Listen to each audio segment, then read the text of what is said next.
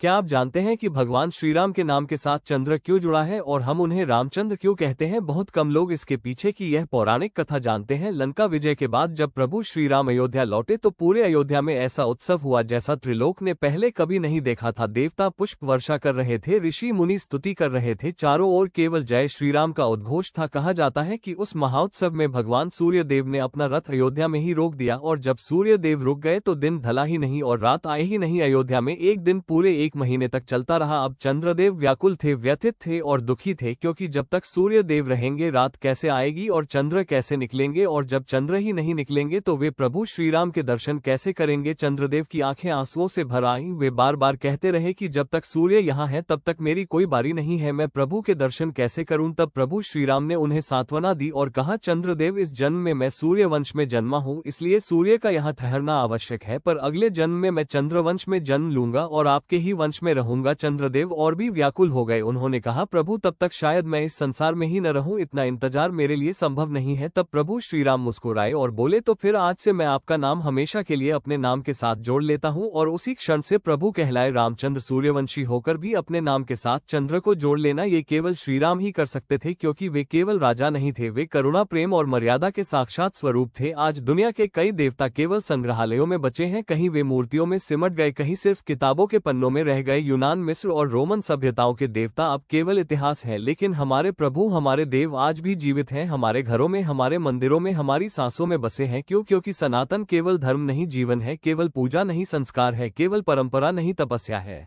और जब तक यह आस्था जीवित है, जब तक राम जीवित है, तब तक भारत जीवित है। अब प्रश्न उठता है कि प्रभु श्रीराम को रामचंद्र ही क्यों कहा गया? केवल कथा ही नहीं, इसके पीछे गहरा आध्यात्मिक अर्थ भी है। चंद्रमा शीतल है, शांत है, उज्ज्वल है और अंधकार में भी प्रकाश देता है। ठीक वैसे ही हमारे प्रभु श्रीराम का स्वभाव था, करुणामय, शांत, धैर्यवान और हर पीड़ा को हरने वाला, इसलिए चंद्र के समान राम कहलाए रामचंद्र। और भले ही प्रभु सूर्यवंश में जन्मे हो, लेकिन उनका हृदय चंद्रमा जितना कोमल था। वे राजा होकर भी अहंकार से रहित थे। उन्होंने सिंहासन से अधिक सेवा को महत्व दिया और शक्ति से अधिक करुणा को चुना। इस दिव्य स्वरूप के कारण उन्हें कहा गया सूर्यवंश का चंद्रमा रामचंद्र। जिस प्रकार अमावस्या की रात में भी चंद्रमा की प्रतीक्षा होती है, उसी तरह संसार के अंधकार में भी राम नाम की प्रतीक्षा होती है, क्योंकि राम नाम अज्ञान के अंधेरे को दूर करता है और जीवन में प्रकाश भर देता है। संस्कृत परंपरा में चंद्र केवल आकाश का पिंड नहीं, बल्कि श्रेष्ठ, शोभायमान और उज्ज्वल का प्रतीक भी है, और इस अर्थ में राम ही सच्चे चंद्र है, सर्वश्रेष्ठ, सर्वप्रिय और सर्वप्रकाशमान। इसलिए रामचंद्र नाम केवल पुकार नहीं, बल्कि एक दर्शन है, एक उपदेश है, एक मार्ग है। जिसके जीवन में रामचंद्र उतर आते हैं वहां अंधकार समाप्त हो जाता है और भक्ति का चंद्र उदय हो जाता है। अगर आपको हमारा यह वीडियो पसंद आया है तो इसी लाइक में अधिक से अधिक अपने मित्रों में शेयर जरूर करें और कमेंट में लिखें जय श्री राम। और सनातन धर्म और अध्यात्म से जुड़े ऐसे ही रोचक तथ्यों को जानने के लिए हमारे चैनल राधे कृष्ण भक्ति धाम को सब्सक्राइब जरूर करें। राधे राधे, जय श्री कृष्णा, जय श्री राम।